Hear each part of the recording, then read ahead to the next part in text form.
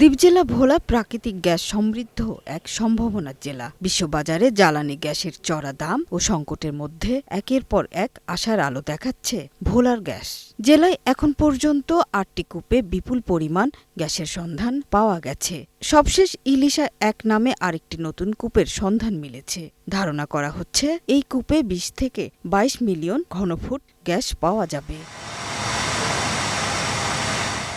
প্রাকৃতিক গ্যাসের বিপুল সম্ভাবনা থাকলেও এ জেলায় গড়ে উঠছে না শিল্প কারখানা।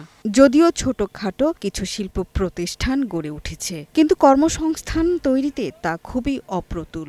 এতে প্রতি বছর হাজার হাজার শিক্ষিত যুব সমাজকে চাকরি সন্ধানে বেরিয়ে পড়তে হচ্ছে অন্যত্র।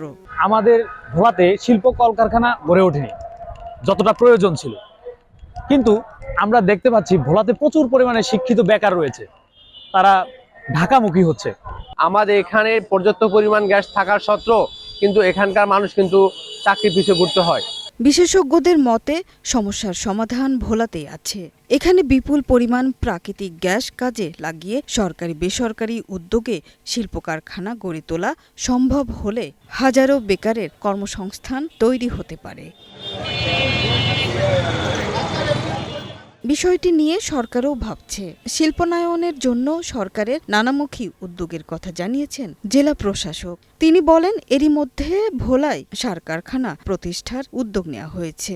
ভোলায় কর্মসংস্থান সৃষ্টির জন্য যে বিষয়টি বলেছেন, যে গ্যাসকে কাজে লাগিয়ে যে শিল্প কারখানা তৈরি করা এবং সেখানে কর্মসংস্থানের যে সুযোগ তৈরি করার বিষয়টি আছে, সেই বিষয়ে সরকারের উচ্চ পর্যায়ের সাথে এবং মন্ত্রণালয় পর্যায়ে আমি জেলা প্রশাসক হিসেবে এই যোগাযোগটা অব্যাহত রাখবো এবং এটাকে ত্বরান্বিত করার জন্য যে পদ্ধতিতে কাজ করা প্রয়োজন এটা আমরা কাজ করব। এছাড়া দ্বীপ জেলা ভোলার সকল সরকারি প্রতিষ্ঠানে শূন্য পদে জনবল নিয়োগ করে কর্মসংস্থান তৈরি করা হবে বলেও জানান ভোলার জেলা প্রশাসক।